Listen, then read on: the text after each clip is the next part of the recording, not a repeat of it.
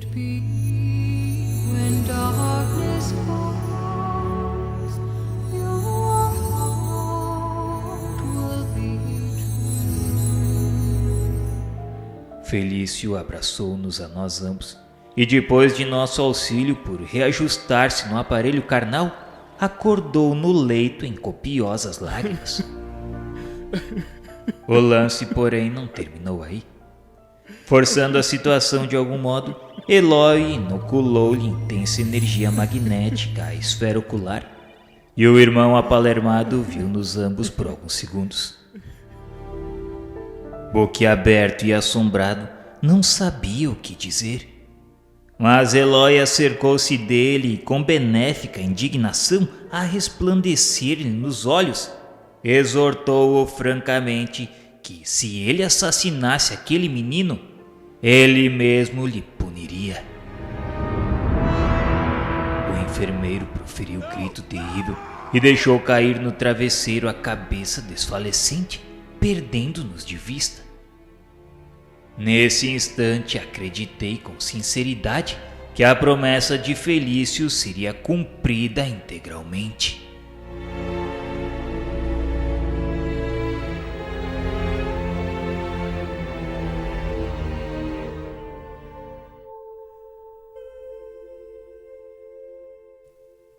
Entusiasmado com a atuação do nosso instrutor, Saldanha entregou-se a gestos de humildade quase ingênua, e tanto ele quanto Leôncio passaram a cooperar ativamente conosco nos preparativos em benefício da solução que buscávamos. Ambos solicitaram continuidade do mesmo quadro ambiente para não acordarmos contra nós, desavisadamente, a fúria das entidades ignorantes que se mantinham em posição contrária à nossa. Poderiam organizar-se em legiões ameaçadoras e estragar-nos os melhores projetos. Conheciam processos de auxílio iguais àquele em que funcionávamos e permaneciam informados quanto ao potencial da zona inimiga, do centro da qual poderiam surgir de imediato centenas de adversários em massa contra aquela instituição doméstica menos preparada a resistir um cerco de semelhante jaez. Ouvindo-lhes os pareceres, atentei para a situação de Gaspar sem dissimular minha justificada estranheza. O hipnotizador, de presença desagradabilíssima pelos fluidos menos simpáticos que emitia, continuava ausente de nossas conversações. O próprio olhar, quase vítreo, incapaz de fixar-nos, dava a ideia de paralisia da alma, de petrificação do pensamento. Não podendo sofrear a curiosidade por mais tempo, indaguei de Gúbio quanto ao que lhe ocorria. Que significativa aquela máscara psicológica do magnetizador das sombras? Jazia surdo, quase cego, plenamente insensível. Respondi às mais longas e importantes perguntas através de monossílabos de modo vago e demonstrava insistência irredutível no setor de flagelação à vítima. O orientador, agora liberto de cuidados, esclareceu prestimoso. André, há obsessores marcadamente endurecidos de coração que se petrificam quando sob a influência de perseguidores ainda mais fortes e mais perversos que eles mesmos. Inteligências temíveis das trevas absorvem certos centros perispiríticos de determinadas entidades que se revelam pervertidas e ingratas ao bem, e utilizam-nas como instrumentalidade na extensão do mal que elegeram por sementeira na vida. Gaspar encontra-se nessa situação, hipnotizado por senhores da desordem, anestesiado pelos raios entorpecentes, perdeu transitoriamente a capacidade de ver, ouvir e sentir com elevação. Demora-se em aflitivo pesadelo à maneira do homem comum, dentro do qual a dilaceração de Margarida se lhe torna a ideia fixa e obcecante. Mas, Sr. Gúbio, ele não poderá reintegrar-se na posse dos sentidos naturais? Perfeitamente. O magnetismo é uma força universal que assume a direção que lhe ditarmos. Passes contrários à ação paralisante restituí-lo-ão à normalidade. Tal operação, contudo, exige momento adequado. Há necessidade no feito de recursos regeneradores intensivos, suscetíveis de serem encontrados junto a serviços de grupo, em que a colaboração de muitos se entrosa a favor de um só quando necessário. Nesse instante, Saldanha beirou-se de nós e pediu instruções sem rebuços. Meu benfeitor Gúbio, compreendo que demonstrar de pronto a nova situação seria atrair sobre nosso esforço terrível reação de quantos passarão a vigiar-nos desapiedadamente. Com franqueza, vejo-me num campo novo e desconheço o caminho por onde recomeçar. Sim, Saldanha, permaneces bem inspirado. Estamos fracos para batalhar em conjunto. É indispensável que Margarida alcance melhoras positivas antes de tudo. Aguardemos a noite. Espero situar o caso em algum núcleo de amor fraternal. Até lá, convém guardarmos o ambiente doméstico sem alterações, mesmo porque Gaspar é outro doente, exigindo especial atenção. Traz o veículo perispirítico, enfermiço e viciado, reclamando caridoso concurso. Mal não havia terminado a observação e Gabriel entrou no aposento e abeirou-se da esposa, desalentada e abatida. Gúbio, agora senhor da situação, aproximou-se do rapaz sem alarde e colocou-lhe sobre a fronte a destra paternal, dominando-lhe no cérebro as zonas diretas da inspiração, dando curso naturalmente a forças magnéticas suscetíveis de inclinar o problema de assistência à solução favorável. Reparei que o esposo de Margarida, sob a influência renovadora, passou a contemplar a companheira enternecidamente. Tomou-lhe as mãos com sincera ternura e falou espontâneo, que doía ver ela assim, sob desânimo tão profundo. Pequena pausa pesou sobre ambos, contudo, ao cabo de alguns momentos, tornou o marido de olhos iluminados por indefinível esperança. Contou que uma ideia súbita havia lhe brotado no pensamento. Desde muitos dias estavam atropelados por remédios violentos e medidas drásticas que não haviam lhe socorrido com a eficiência precisa. Dessa forma, pediu se ela concordava em que fosse encontrado algum amigo interessado em espiritismo cristão que pudesse com eficiência lhe socorrer.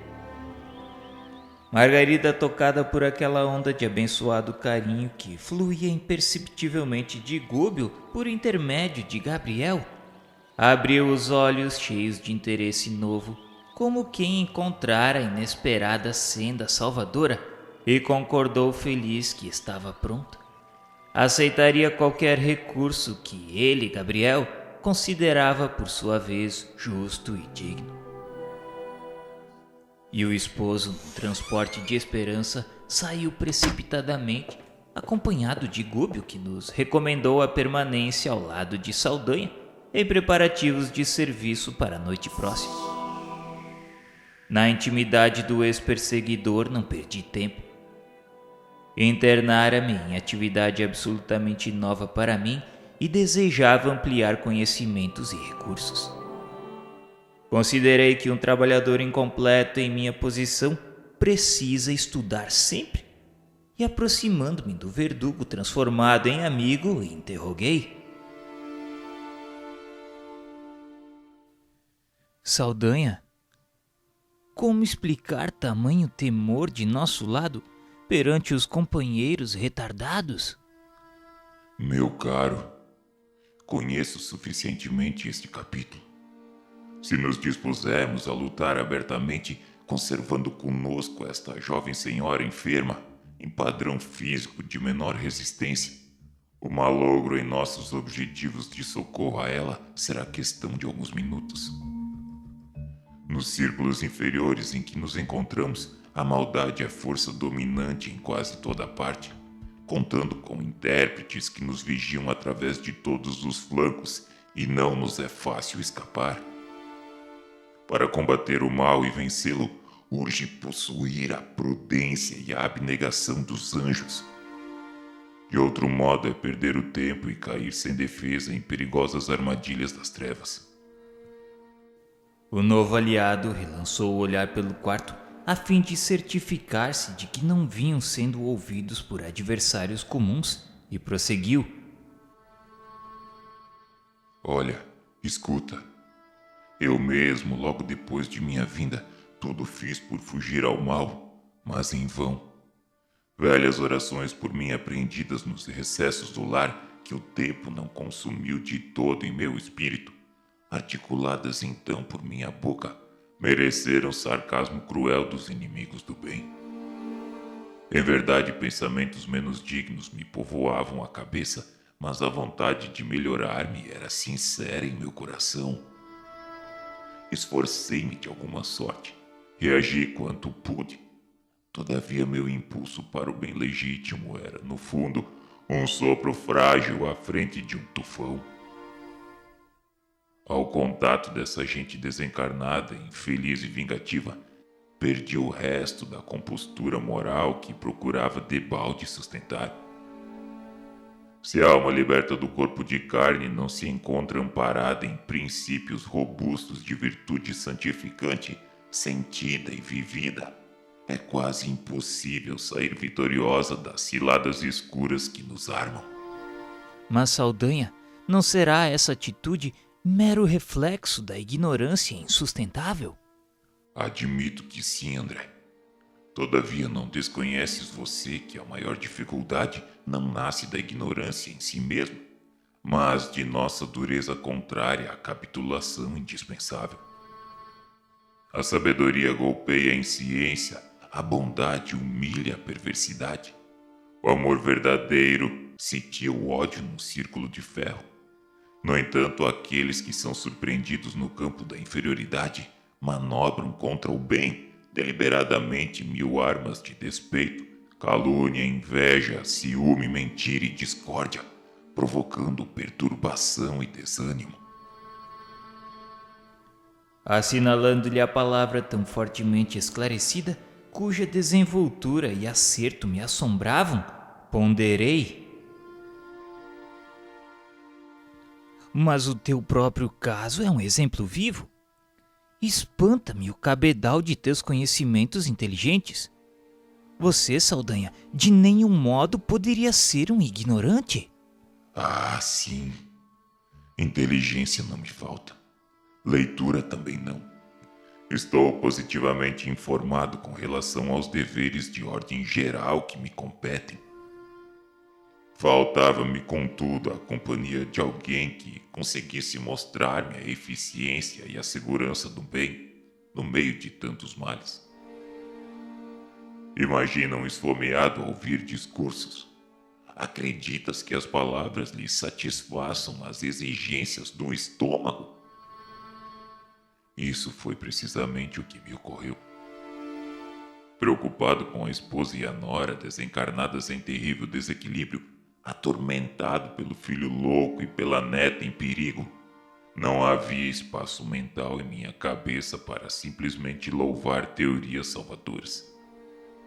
O benfeitor Gúbio, no entanto, demonstrou-me que o bem é mais poderoso que o mal.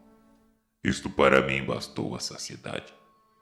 Nas dúvidas, o esclarecimento benéfico traduz verdadeira caridade. Reparou em derredor com extrema desconfiança no olhar e acentuou. Sei, porém, de experiência própria quem são os revoltados de cuja equipe trabalhei até ontem. mas francamente ainda não sei com certeza que será de mim mesmo. Irão me perseguir sem tréguas. Se pudesse, conduziriam-me ao vale de miséria e penúria. Mas noto contudo que transformação salutar me possui agora o espírito.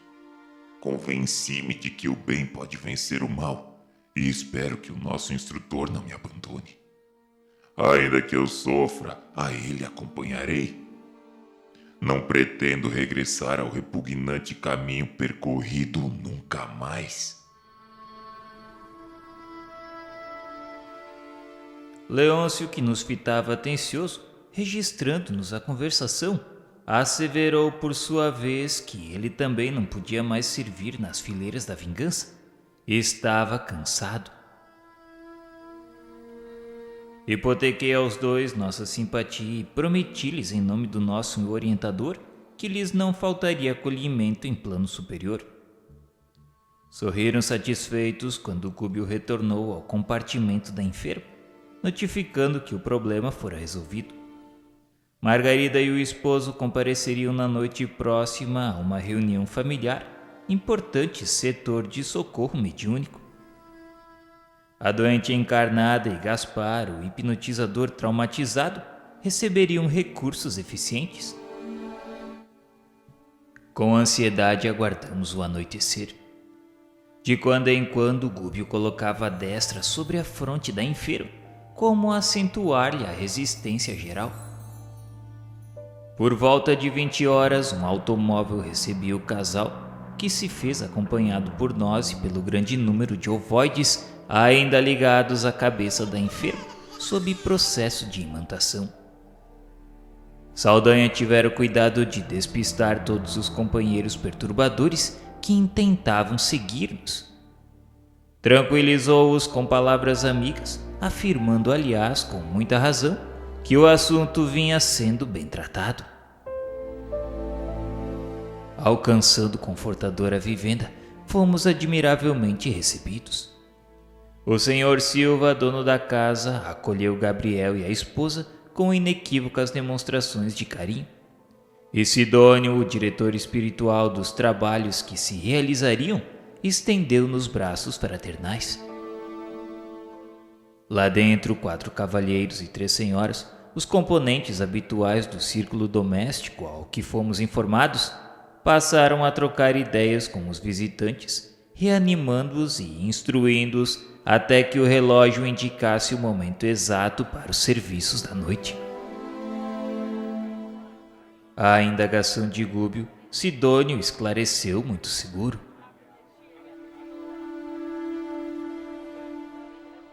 Nosso agrupamento, Sr. Gúbio, produz satisfatoriamente. Entretanto, poderia levar a efeito mais ampla a colheita de bênçãos se a confiança do bem e o ideal de servir fossem mais dilatados em nossos colaboradores no plano físico.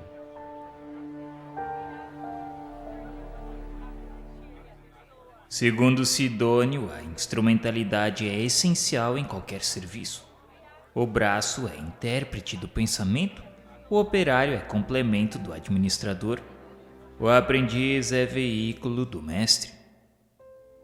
Sem companheiros encarnados que nos correspondessem aos objetivos na ação santificante, não era possível estabelecer a espiritualidade superior na crosta da terra.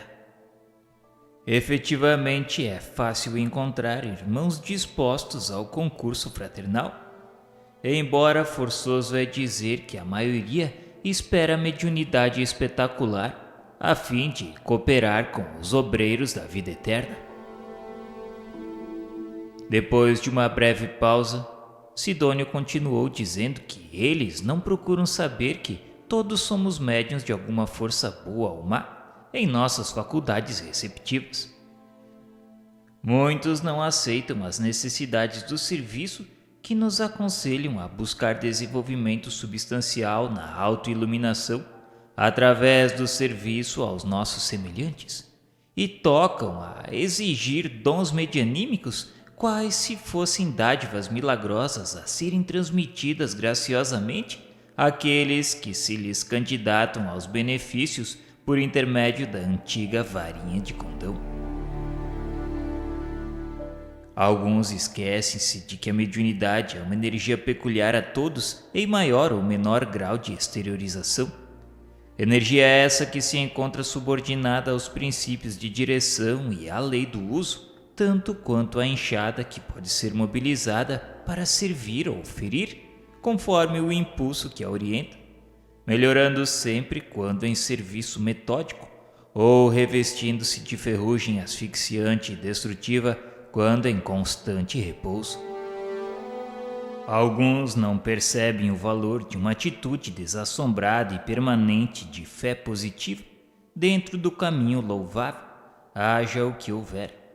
E não obstante cuidarmos devotadamente da crença deles com a mesma ternura consagrada pelo lavrador vigilante à plantinha tenra que encerra a esperança do porvir, basta que espíritos perturbadores ou maliciosos os visitem sutis à maneira de meiros num arrozal, e lá se vão os germens superiores que lhes confiamos incessantemente ao solo do coração. De um instante para outro duvidam de nosso esforço, desconfiam de si mesmos, cerram os olhos ante a grandeza das leis que os cercam nos ângulos da natureza terrestre, e as energias mentais que deveriam centralizar em construção ativa e santificante com vistas ao aprimoramento próprio, são desbaratadas quase que diariamente pela argumentação mentirosa de espíritos ingratos e menos permeáveis ao bem.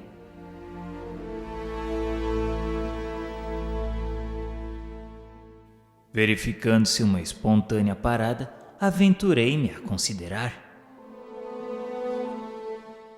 Amigo Sidônio, a referência abrange um grupo assim tão harmoniosamente constituído quanto este? Será crível que o conjunto organizado sobre propósitos tão sadios dê guarida fácil às forças deprimentes? Sim, coletivamente considerando, reúne-se agora sobre esse teto amigo e procura-nos a companhia espiritualizante. Isso, porém, acontece por 6 horas, mas 168 horas de cada semana. Sidônio falou-me que os irmãos encarnados, enquanto em companhia deles, dos trabalhadores espirituais, deixavam-se envolver nas suaves irradiações da paz e da alegria, do bom ânimo e da esperança, registrando as vibrações edificantes, das quais era de bom grado que cultivassem permanentemente na esfera vulgar da luta humana. Todavia, tão logo se afastavam daquele reduto de preces, aceitavam ou provocavam milhares de sugestões sutis, diferente das sugestões da espiritualidade. Dessa forma, choques de pensamentos adversos ao programa estabelecido pela espiritualidade superior, nascidos da mente de encarnados e desencarnados, vergastavam-nos sem piedade. Sidônio disse ainda que raros se capacitam de que a fé representa a bênção suscetível de ser aumentada indefinidamente e fogem ao serviço que a conservação, a consolidação e o crescimento desse dom nos oferecem a todos. Além disso, quando esse ou aquele irmão revela disposições mais avançadas para servir a bem de todos, em favor do império da luz, costuma ser imediatamente visitado nas horas de sono físico por entidades renitentes na prática do mal, interessadas na extensão do domínio das sombras que lhes desintegram convicções e propósitos nascentes, com insinuações menos dignas, quando o espírito do trabalhador não está convenientemente apoiado no desejo robusto de progredir, redimir-se e marchar para a frente. A exposição era muito interessante e tudo faria benefício de mais amplas elucidações ao assunto, mas o relógio marcava o momento de nossa cooperação ativa e pusemo-nos em forma. Para os trabalhos da reunião, que congregava 9 pessoas terrestres, 21 colaboradores espirituais se movimentaram em nosso círculo de ação.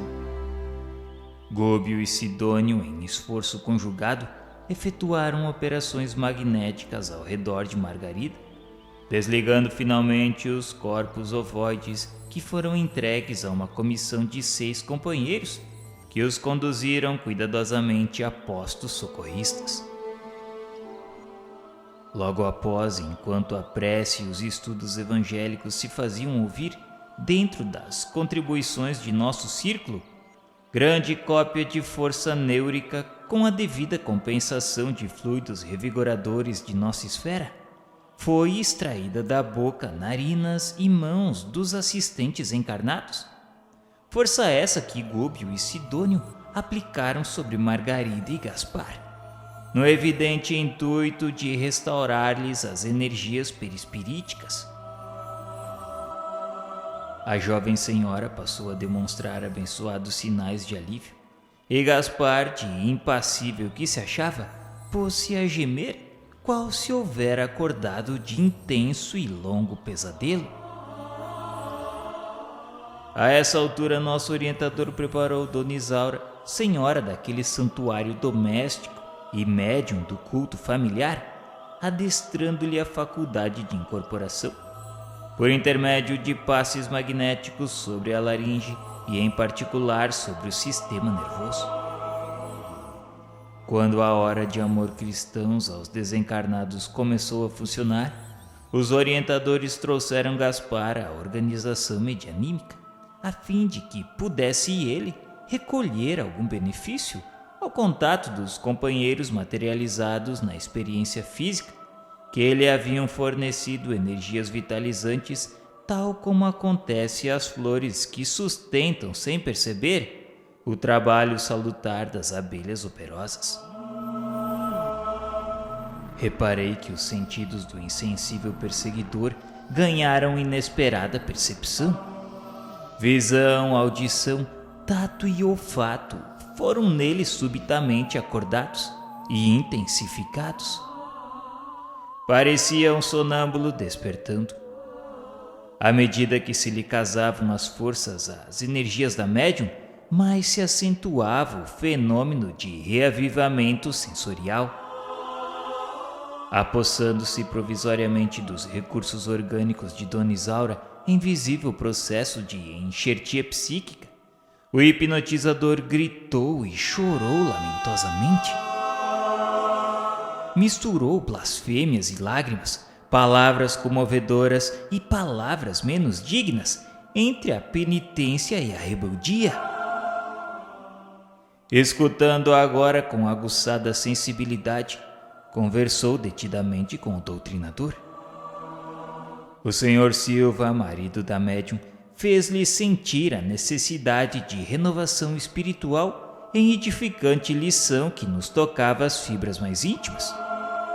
E depois de 60 minutos de exaustivo embate emocional, Gaspar foi conduzido por 2 servidores de nossa equipe ao lugar que lhe correspondia, isto é, a posição de demente com um retorno gradativo à razão.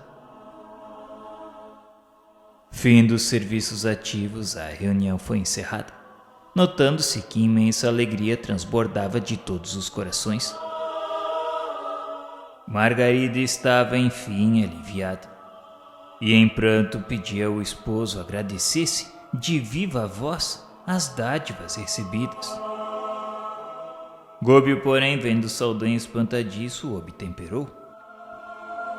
O triunfo essencial ainda não veio, Saldanha. Margarida recebeu amparo imediato, mas precisamos agora socorrer-lhe a casa até que ela mesma incorpore a própria individualidade em caráter definitivo os benefícios aqui recolhidos. Para que uma planta seja efetivamente preciosa, não basta que ela esteja bela e perfumada na estufa protetora. É necessário receber o auxílio externo, consolidando a resistência própria, de modo a produzir utilidades no bem comum.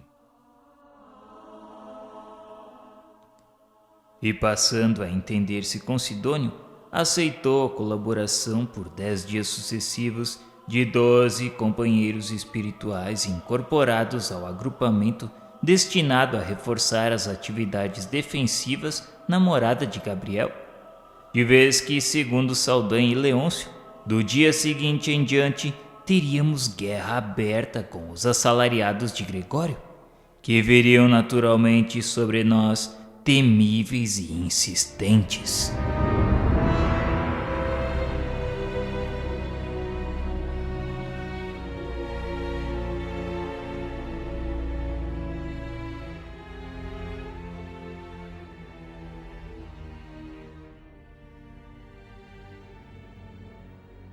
May it be an evening star